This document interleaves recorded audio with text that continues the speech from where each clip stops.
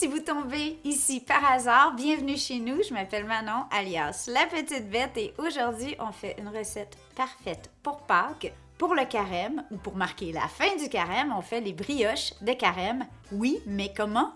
Au air fryer.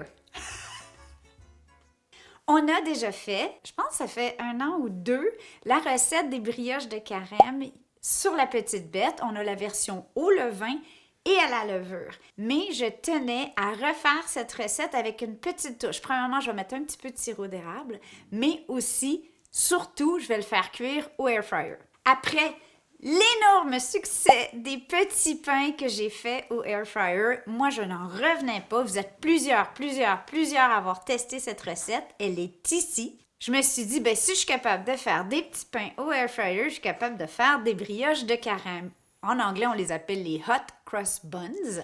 C'est très traditionnel à l'Angleterre et à l'Australie. Au Québec, on pourrait appeler ça des petits pains au raisin. Et si vous en reste, c'est tellement bon grillé dans le toaster avec un petit peu de beurre ou de la marmelade. Oh, tellement bon! Bon, alors, sur ce, on se roule les manches parce que quand on parle de pain, il faut se prendre à l'avance. Première chose que je vous recommande de faire, minute d'humilité, moi je ne l'ai pas faite, hein? Fait que si vous ne le faites pas, c'est pas grave, c'est de faire macérer des raisins secs dans un mélange d'eau chaude et de rhum. Il y en a même qui ajoutent des épices, qui ajoutent des zestes, un peu comme dans un gâteau aux fruits ou un Christmas pudding. Le plus longtemps on marine les raisins, le plus ils vont être imbibés de saveur. Moi, j'ai utilisé des raisins de Corinthe parce que j'ai un petit... Je suis pas super fan des gros raisins secs. Non, j'aime pas ça. Dans le pain, quand je frappe un raisin mou, là, depuis que je suis toute petite, je trouve ça dégueu. Alors, j'ai décidé, moi j'aime ça avec des petits raisins de Corinthe. Vous pourriez le faire aussi avec des canneberges ou d'autres fruits secs. Vous pourriez même totalement omettre les raisins. Bref, on fait ça à l'avance. Sinon, faites-le comme première étape de la recette. Par le temps que vous fassiez la pâte, ils vont déjà être un petit peu réhumidifiés.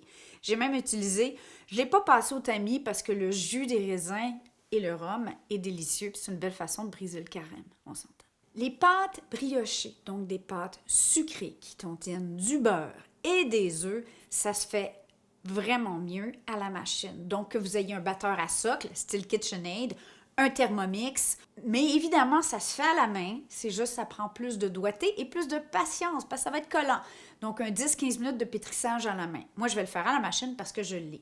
La première chose, quand j'ai développé cette recette-là, originalement, j'ai travaillé avec du tangzong. C'est une espèce de roux. C'est ce qu'on trouve dans les fameuses brioches chinoises. Quand on va à l'épicerie chinoise puis les brioches, tu te dis, voyons, comment il arrive à avoir des brioches aussi légères? Alors, ça aide à la légèreté de la brioche finale. On va faire ça ensemble, c'est super simple. Première chose, normalement, le tangzong se fait avec du lait. Mais moi, j'ai du babeur qui traîne au frigo.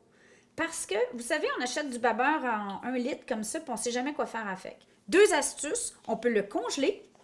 Moi, je le congèle dans des petits contenants ou en des cubes à glace pour des recettes. Sinon, faites des recettes avec, au lieu du lait. Vous pouvez utiliser autant du lait que du babeur, ça ne change rien, mais le babeur a un petit goût acidulé que j'aime beaucoup dans les brioches. Alors, si on en a, on l'utilise.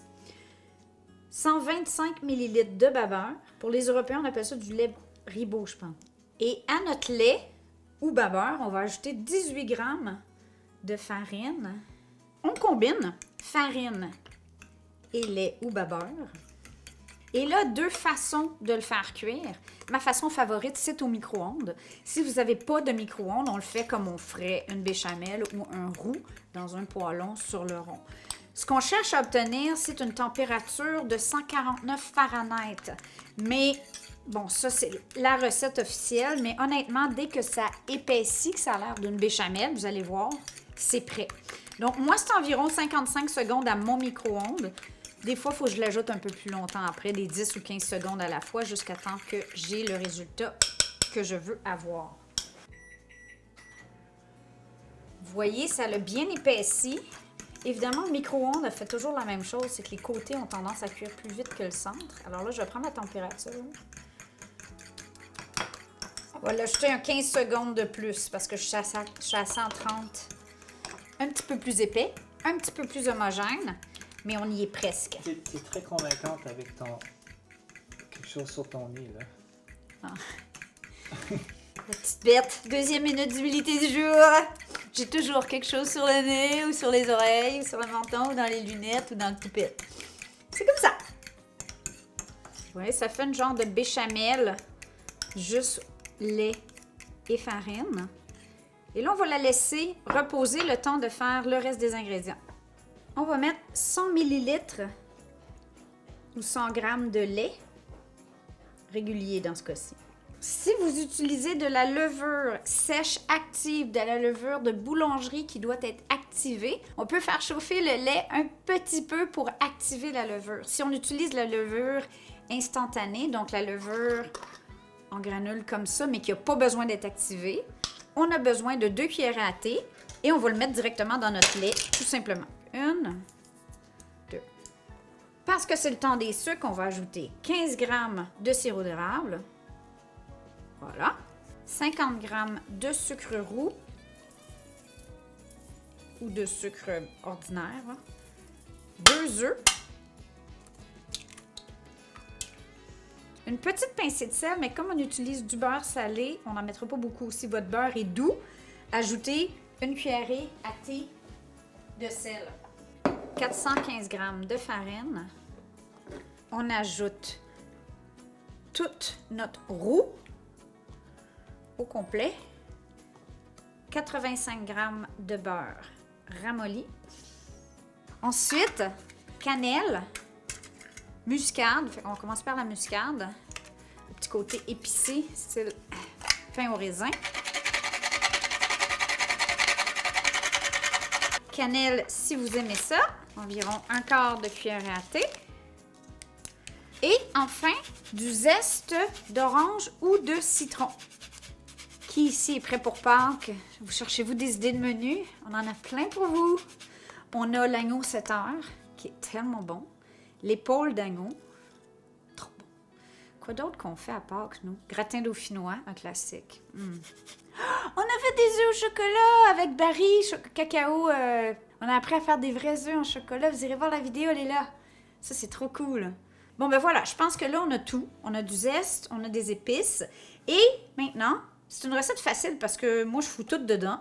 Et on va pétrir ou on va mettre en mode pétrin ou avec un crochet à pétrissage, un crochet dans un batteur à socle pour une bonne dizaine de minutes.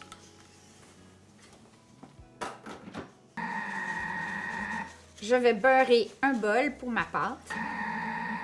À 1 minute et demie de la fin, on voit déjà que la pâte est magnifique. On a vraiment un beau résultat, le fameux window pane ou la fenêtre, là. Et là, je vais venir ajouter mes petits raisins de Corinthe. Je me bats pas trop avec le liquide. Je veux pas en mettre beaucoup, mais j'en mets un peu, c'est pas grave. Et on continue le pétrissage pour 1 minute et demie, juste pour que tout ça soit bien intégré ensemble.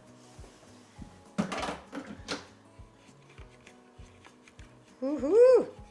Ça a marché? Ça sent tellement bon, vous comprenez pas. C'est un péché, cette recette-là. Évidemment, si vous voulez la faire au levain, je vous réfère à lapetitebête.com. La recette est déjà sur le site. Je vais modifier les instructions avec les petites mises à jour que j'ai faites cette année. C'est juste plus long. Il faut se prendre idéalement probablement la veille pour avoir un résultat similaire. Mais c'est meilleur pour vous. On va couvrir la pâte et là, on va laisser reposer environ 1 heure jusqu'à ce qu'elle ait presque doublé, qu'elle soit bien... Hein, on se comprend? On voit que la pâte, regardez, elle a reposé, elle est un peu ballonnée. On le voit aussi dans un bol en vitre, qui a des petites bulles. On peut sortir notre pâte, qui est magnifique, et la mettre sur une surface farinée, comme ça. Avec cette recette, ça me fait 12 brioches de carême, selon la grosseur du panier de votre air fryer. Moi, ici, c'est un Gourmia 7 litres. Le panier fait à peu près 8 pouces et demi par 8 pouces et demi. On va vous mettre 100 cm pour les Européens. Si vous avez un plus petit panier, faites 2 recettes. Mais de toute façon, je vais faire 2 recettes moi aussi parce que je ne veux pas en mettre 12 là-dedans. Je pense qu'ils vont être trop serrés, trop hauts. Alors, je vais en mettre 9, puis je vais en faire cuire 3 après qui vont être un petit peu moins collés, mais qui vont être aussi bons. Première étape, je vais beurrer le fond de mon panier à air fryer. Vous pourriez mettre une pellicule trouée au fond, soit en silicone, soit en papier cuisson, papier parchemin. Si vous voulez être ultra précis, ça devrait vous faire 12 boules de 75 grammes. Mais on n'a pas besoin d'être ultra précis. OK? Si vous avez écouté la vidéo des petits pains briochés au air fryer, on va faire la même chose. Donc, on va façonner en belles petites boules. Chacune, on essaie de sortir les bulles d'air. OK? Et là, on fait une belle boule avec chacun. Et moi, comme je vous disais, je vais en mettre 9 dans mon panier. Autre option, si vous n'êtes pas fan de nettoyer vos air fryers ou si votre air fryer se lave moins bien que le mien, on peut utiliser des petits moules comme ça, miniatures, à cake, en silicone. Là, je l'ai tout beurré et là, on va venir tout simplement déposer nos petites boules bien collées. Ça va faire un genre de pain brioché.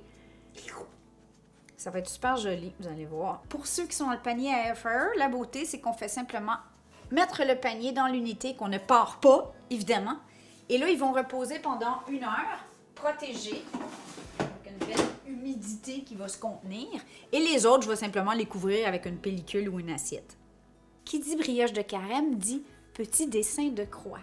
On va faire la pâte pour faire ce dessin-là que moi, je fais à la cuisson. Donc, on le fait, on va décorer les boules avant de le faire cuire. Pour ça, j'ai besoin d'une demi-tasse de farine, soit 70 grammes, 1/4 de tasse ou 60 ml d'eau, 20 g d'huile neutre.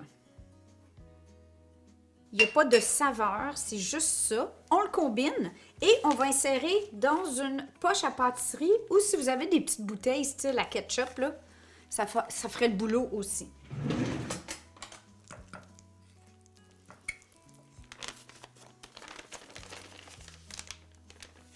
Ensuite, pour avoir un beau fini bien glacé à nos brioches de carême, normalement, il y a plusieurs options. Première chose, les Anglais ont tendance à prendre la marmelade aux abricots ou à l'orange, qui serait absolument délicieux si vous êtes fan de marmelade avec le petit côté amer. Sinon, la deuxième recette, c'est eau, sucre et vanille. Chose qui est déjà sur le blog, donc vous irez voir la recette sur le blog, je vous mets cette option-là. Et la troisième, parce que la Pâques donne avec le temps des sucres au Québec, moi je vais combiner sirop d'érable, vanille et eau. Une cuillère à soupe de sirop d'érable, 15 ml, une cuillère à thé d'eau, 5 g, et un petit peu d'extrait de vanille. Bon, moi je l'ai en espèce de pâte, mais de l'extrait de vanille, genre 1/4, même pas, cuillère à thé. Et là, on va combiner. Voilà. J'ai coupé le bout du sac de ma douille et là, on va venir s'installer. Ça fait environ 1 heure que mes bonnes sont en train de monter. Ils pourraient gonfler encore un petit peu, ça serait pas grave, mais on approche du bon moment. Et là, on va faire une ligne. Bon, ma douille est peut-être un peu petite, là. Vous pouvez utiliser un petit peu plus grosse que ça, mais c'est comme ça, OK? Évidemment, comme on est dans le panier de notre friteuse à air, moi, je ne préchauffe pas. Ça préchauffe tellement rapidement un air fryer que je pense pas que ça va faire une énorme différence. On y va simple. Alors, on rentre le tiroir. 300 Fahrenheit. On va le mettre plus longtemps et on verra à mi-cuisson. Et on part le bal. Mon instinct me dit qu'à 20 minutes, donc là, il restait 5 minutes sur 25 minutes, ils sont prêts. Est-ce que mon instinct a raison?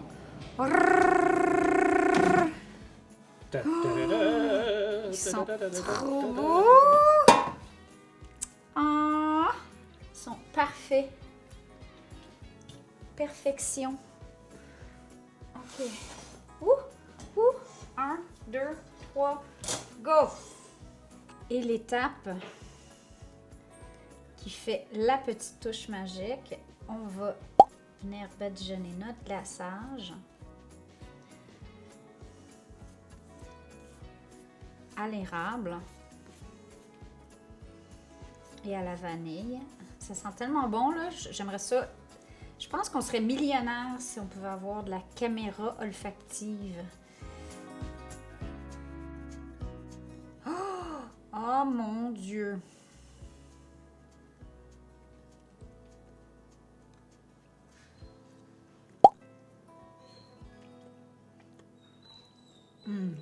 C'est digne de Pâques. C'est à essayer sans tarder dans votre air fryer. Si vous n'avez pas d'air fryer, faites la recette qui est déjà sur le site, qui se fait au four. Ça prend plus de temps, mais c'est pareil. On vous aime. Quoique celle-là, avec le petit sirop d'érable, là, je pense qu'elle est encore meilleure. On vous aime. Joyeuse Pâques! Mais non, c'est pas encore là. Ça s'en vient.